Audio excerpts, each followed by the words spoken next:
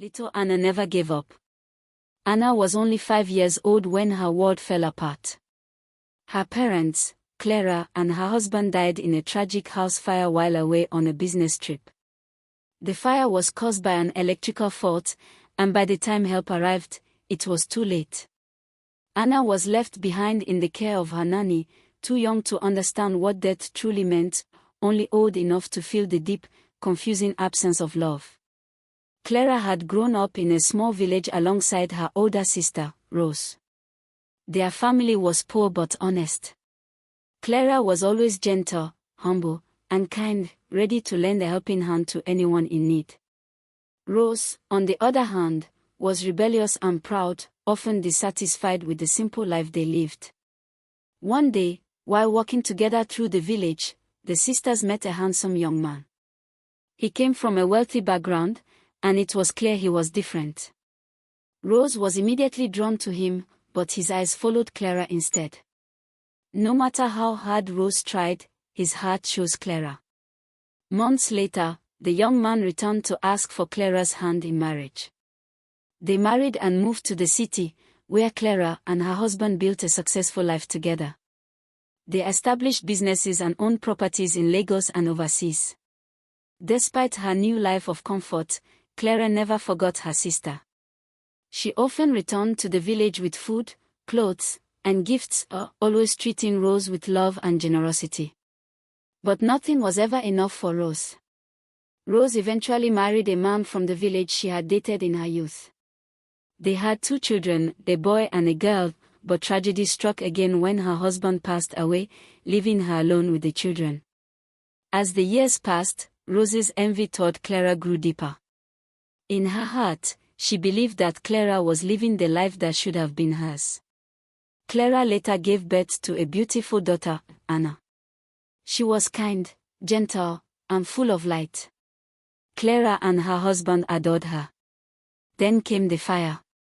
When news of the tragedy reached home, Clara's best friend and business partner, Amber, rushed back immediately. She was heartbroken and ready to take Anna in, planning to raise her until she was old enough to take over her parents' business. But when Amber arrived, Rose was already there. Rose insisted that as Anna's aunt, an only blood relative, she was the best person to raise the child. Legally, the decision went in Rose's favor. But Rose did not take Anna out of love. She took her for the inheritance. Rose moved into Clara's luxurious city home and took full control of everything, properties, businesses, money, until Anna came of age. From that moment on, Anna's life became a nightmare. Rose treated her own children like royalty.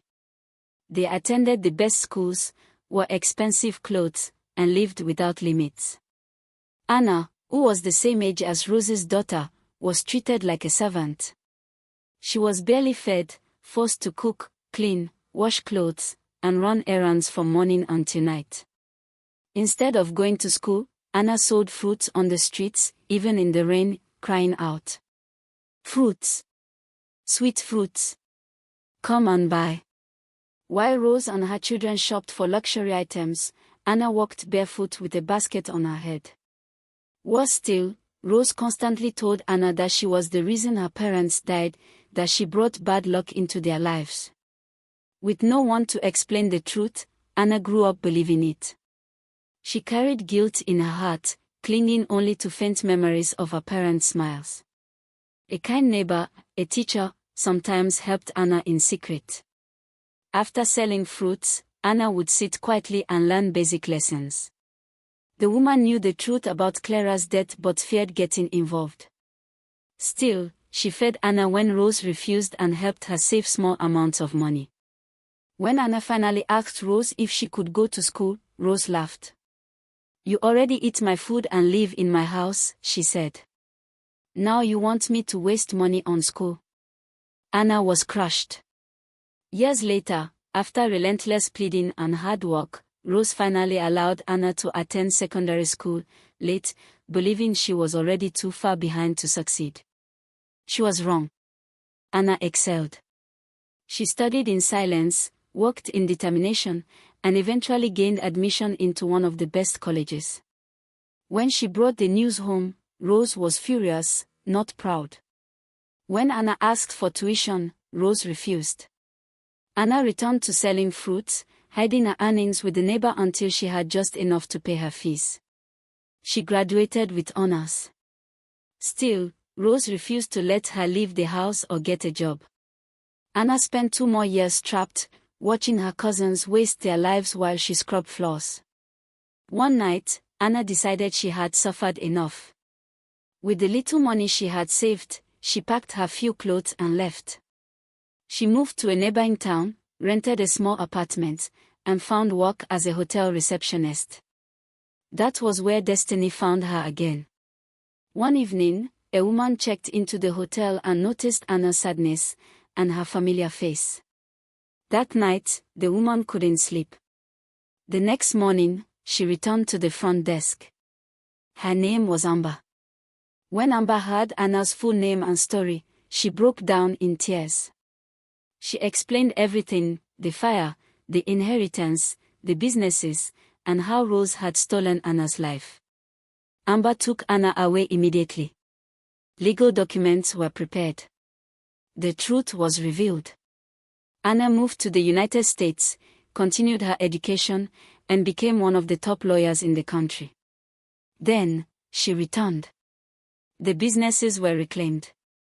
Accounts frozen. Properties seized. Rose and her children were cut off overnight. When they returned home after finding out that none of their bank cards were working, they noticed the locks had been changed. A luxurious car drove in. A confident young woman stepped out. It was Anna. Rose begged. The cousins pleaded with Anna, claiming they did not know that everything they were enjoying belongs to her.